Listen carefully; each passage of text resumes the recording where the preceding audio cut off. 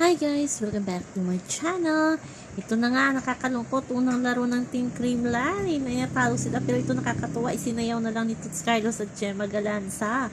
Ang pagkatalo ng Creamline, tudo pang sayaw ni Tots Carlos at si Gemma medyo pigil pa kasi nga hindi siya nakapaglaro.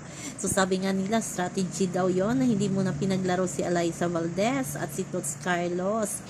Kasi naman itong si Gemma ay nasa Alas Pilipinas, so hindi muna talaga siya makapaglaro, pero nasa line-up siya. So abangan natin yan after ng Alas Pilipinas na yan kung makapaglaro itong si Gemma Galanza. Grabe late na natapos ang laro ng Creamline versus PLDT. So, bawi daw next time ang Creamline. At alam naman natin, pag reinforced invitational conference talaga, medyo tagilid ang ating Creamline. Pero sa huli naman, nagiging champion pa din sila. So, yun lamang po guys ang ating update sa ngayon. Hanggang sa muli.